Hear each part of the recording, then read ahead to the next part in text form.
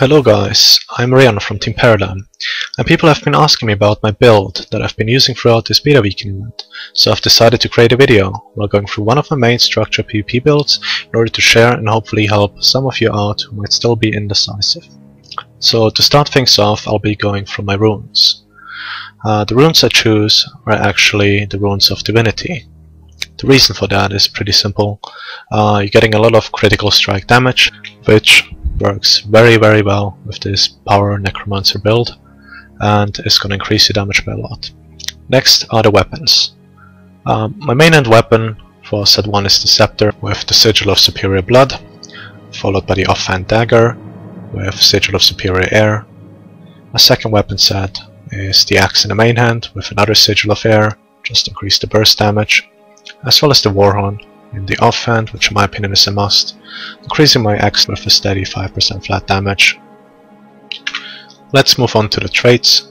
I'm using 10 points in Spite, 25 points in Curses, 20 in Death Magic, 0 in Blood Magic, and 15 in Soul Reaping, with my first major trait in the Spite tree being Reaper's Might, which gives you a stack of might every time you cast Life Blast, which is the number 1 ability in the Death Shroud, which will allow you to stack about 5 to 7 stacks of might pretty easily and will increase your damage output even outside the Death Shroud with the axe by quite a lot.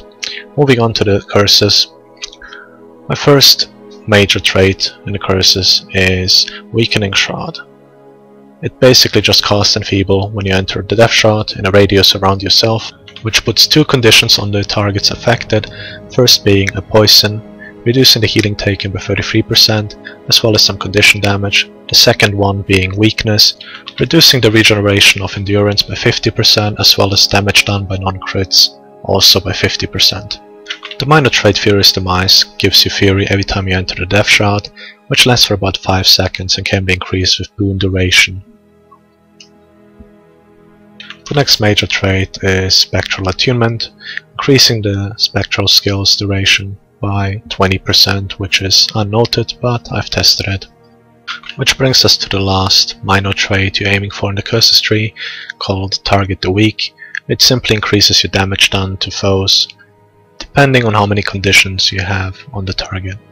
Noted that bleeds which are stacking are still only 1 condition, so it has to be a separate kind of condition. Moving on to the Death Magic tree.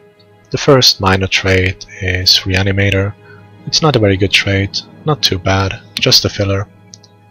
The first major trait, however, is quite really good. Close to Death increases your damage by a flat 10% on enemies below 50% health. Not much to say here, very good trait. The next minor trait is again not very useful. Considering Jagged Horrors do not count as a minion, there is sadly absolutely no benefit in this minor trait. This trait, however, the next major one, Death Shiver, is probably one of the most amazing traits in the entire Necro trait line, which works similar like the Enfeeble trait in the Curses tree. It puts 1 stack of vulnerability on the targets affected, as well as the Chilled effect, which increases the cooldowns by 66%, as well as the movement speed by also 66%. Giving you a very good tool to kite with. Let's move on to the last trait tree, which is the Soul Reaping tree. The first minor trait is Gluttony, which has a lot of potential. Sadly it is bugged right now, so I can't give much input on that. Moving to the first major trait, which is Vital Persistence. It simply decreases your life force drain while in Death Shroud by a tiny margin. It isn't a bad trait, it isn't a great one either. You may choose whatever you think is best for you. Which brings us to the last trait. It is ironically called Last Gasp. It is just like your utility skill Spectral Armor, just on a 60-second cooldown, but passive, procs when you drop below 50% health, and it decreases your damage taken by 33%, which only applies to direct damage attacks. Conditions are not included, they can't be negated, while also generating life force for damage taken during the effect. Keep in mind it also breaks a stun once it procs, making this minor trait a very good addition to the build itself. Let's move on to the next topic I'll cover. I'll be going through the utilities I'm using, starting off with the Plague Signet. providing you with a 1-minute cooldown stun breaker, which is also your only way of breaking a stun without relying on your life force, while also stealing conditions from any allies around you in a radius of 1200, which is very large.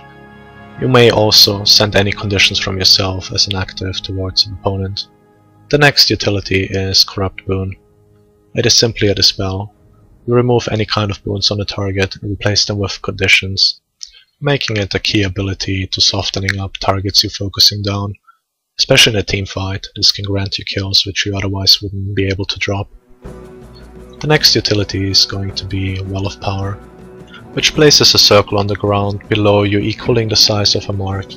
Any allies or yourself standing inside will be completely dispelled of any conditions once every 2 seconds for 8 seconds in total, while also replacing them with a counterpart boon to not only increase your survivability but also strengthen yourself with valuable boons.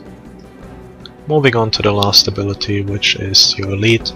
It is the Lich form, making this your number 1 source of dealing a lot of spike damage, which can also pierce targets and hit foes in a line behind. The Lich form shines in group fights while also being a great tool for taking down secondary mechanics, such as trebuchets or bosses on Kylo as well as the forest map. The real invaluable ability is the Howling Gaze though, providing you with an on-demand knockback CC ability with huge potential if used correctly. As for the amulet of choice, I've chosen the Valkyrie amulet.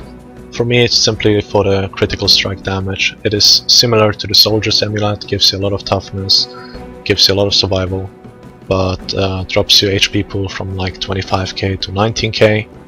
I personally think it's fine. If you prefer to have some more HP, you can use the soldier's amulet, giving up a little bit of crit damage, which is not a big of a deal. This is my power-based Necromancer build, which I've been using in tournaments the past 2 days, also with great success. In case you have any questions, feel free to ask. Also, thank you a lot for your support. Hope you guys like the build, and hopefully have a lot of fun with it. See you next time.